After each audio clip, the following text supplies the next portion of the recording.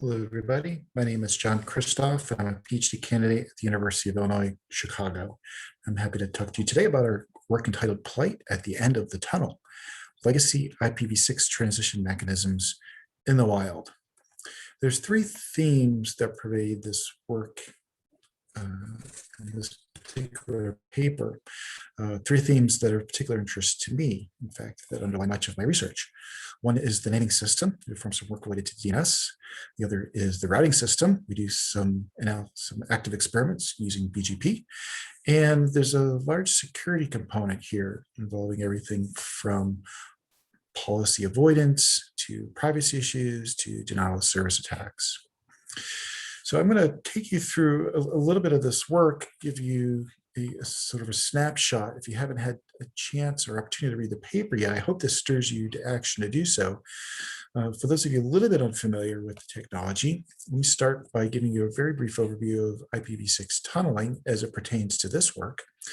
The legacy transition mechanisms are those that tend to connect end hosts to the IPv6 internet, doing so by constructing a tunnel over an IPv4 only intermediate network that the end host is attached to. They do this using in this case, the legacy automatic transition mechanisms that are installed, enabled by default, without really any intervention from the user. They can bootstrap and discover the gateway and obtain addressing information, all with the help of some DNS query perhaps, or even some auto configuration and some well-known addressing simply built into the specification.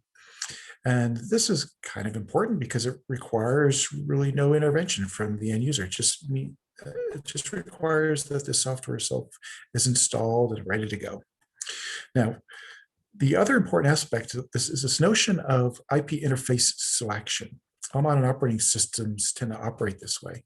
If, for example, you want to browse to a web page, you click on a link or put something in the URL bar, you'll actually issue two DNS queries for that name. You'll issue both an A query for an IPv4 address and a quad A query for an IPv6 address. Now, if you get a quad A answer, that is, you get a v6 address answer, thanks to the happy eyeballs algorithm that is active and present on pretty much all modern operating systems, you'll prefer the IPv6 path.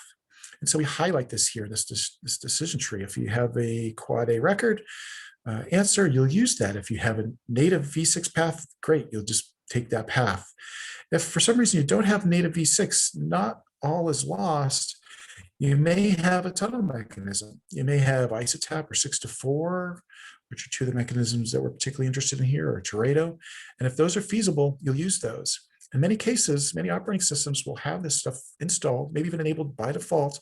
It just requires that bootstrapping, such as getting an answer to that name for the v6 tunnel path to actually be operational. So our work, this is what we do. We measure these legacy mechanisms in the wild. We are looking for where they exist, how much of it is out there, what it takes to activate them, if anything, if they're already activated, and so forth. And of course, the answer to this is, you could probably guess, it doesn't take a whole lot.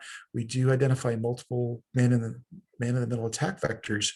That is, essentially, we'll be able to capture lots of v6 traffic potentially with these mechanisms that already exist or persist out in the wild. We look at passive data. We conduct some controlled experiments to be able to verify and validate some of these threats and measure them.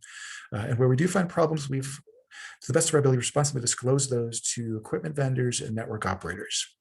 So let me just briefly show you a few plots of data that we have in the paper. This first depicts one of the mechanisms that we evaluated, ISOTAP, which functions with the help of a domain name query. The domain name query starts with ISOTAP followed by some suffix.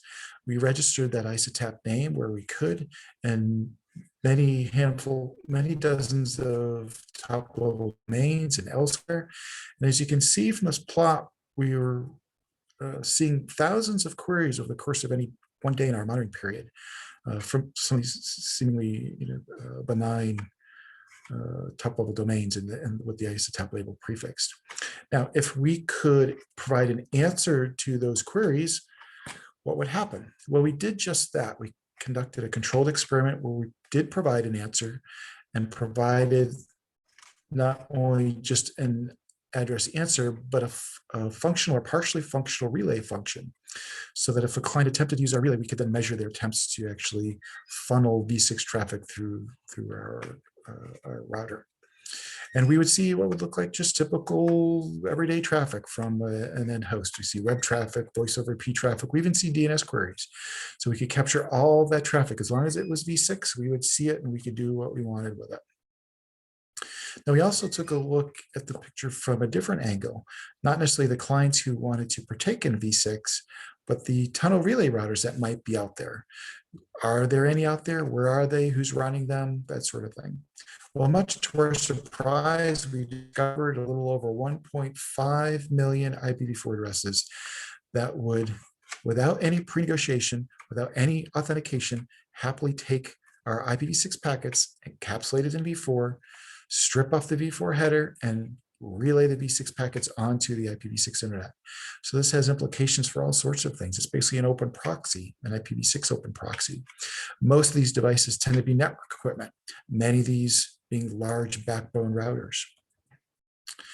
So to summarize a bit of what you find in our work is that given that from Vista all the way up to relatively recent versions of Windows, up to Windows 10, these mechanisms were often or by default installed and active and ready to go. It just simply needed something like a DNS answer to the ISTEP query for them to be activated. The very latest patch levels for Windows 10 has actually started to disable these things.